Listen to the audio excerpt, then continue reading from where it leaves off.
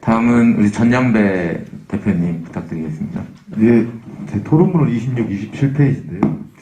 아까 이창환 박사님이 이제 발표하신 내용을 쭉 들었습니다. 12가지 내용을 말씀하셨는데, 기본적으로 저는 이제 3가지 그 중에서 이제 크게 세 축만 말씀드리면, 기본적으로 저희 이제 기본농정 먹거리 실천 포럼에서 농정의 기본이 뭐냐, 지금까지 이제 녹색혁명 생산주의 중심의 농정이 왔는데 실질적으로 농민들의 소득 계속적으로 감소해왔고 농촌은 소멸해오고 있는데 이 정책의 그동안 분명히 그리고 문재인 어제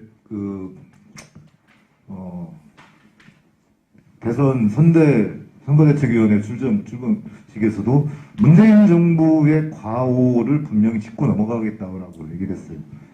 문재인 정부 내에서 농정에 대해서 공약이 없었던 것도 아니고 내용이 부실했던 것도 아니에요. 촛불혁명 이후에 충분한 과제들이 제시됐음에도 불구하고 실행을 못했어요.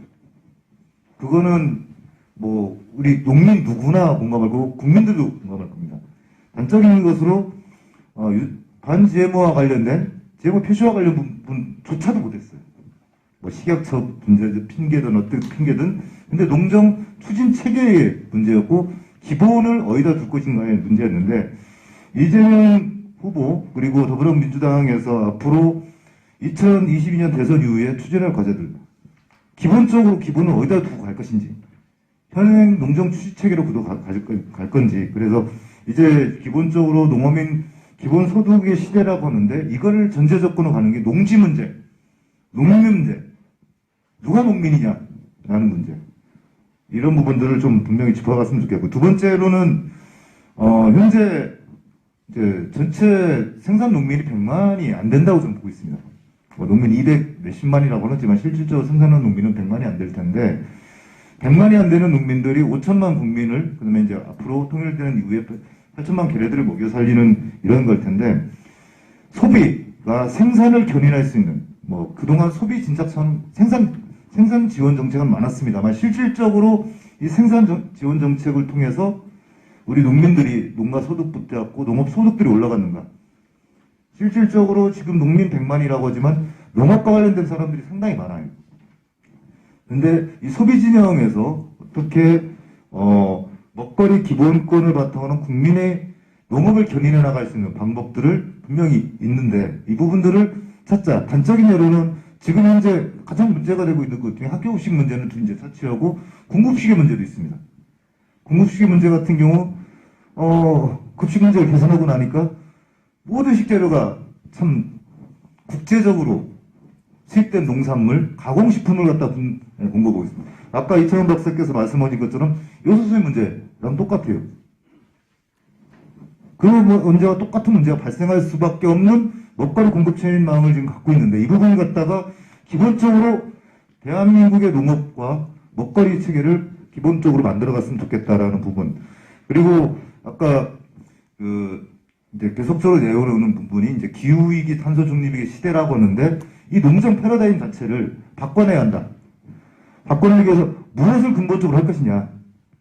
지금 현재 많이 얘기 나오는 것 중에 하나가 이제 역관성 문제는 나오고 여러 가지 문제가 나와요.